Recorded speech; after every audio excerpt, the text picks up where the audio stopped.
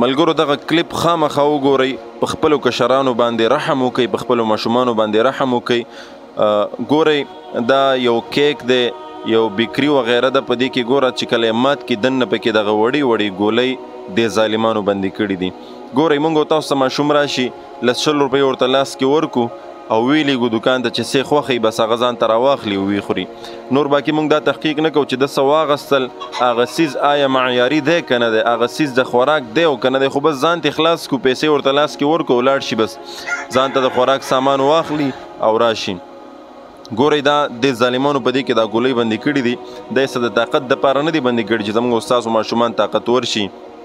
په دې کې څه ویټامین وغیره نه دي، دا هغه زهریله ګولۍ دي چې دا د نشې ګولۍ دي، په دې کې نشهیي مواد دي زموږ او ستاسو د نسلونو تباه کولو دپاره، بالخصوص د پښتنو دپاره، د مسلمانانو دپاره دغې ظالمانو دغه پلینونه کړي دي او دا تاسو په دې باندې ځان خبر کړئ.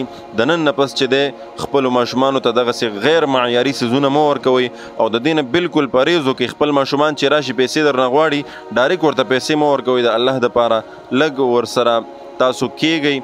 څه شی چې کوم داسې معیاري څیز وي خپلو ماشومانو ته فروټ چې دی د دې دغه کوئ، فروټ پې خورئ، دغه رنګې معیاري چې کوم څیزونه دي چې ستاسو په هغې باندې اطمینان تاسو ته حاصلېږي هغه څیز پې خورئ. دغسې د لارو کوڅو دوکانونو ته خپل ماشومان مه لیږئ او که لیږئ په خپله نګرانۍ کې ورسره ځئ، کوم څیز چې ورته اخلئ هغه ګورئ، سمې کولاوئ او بل د کپنۍ معلومات کوئ چې آیا دا څیز د یوې کپنۍ نه دغه شوی دی او که نه د لارو کوڅو جوړ شوی څیز دی.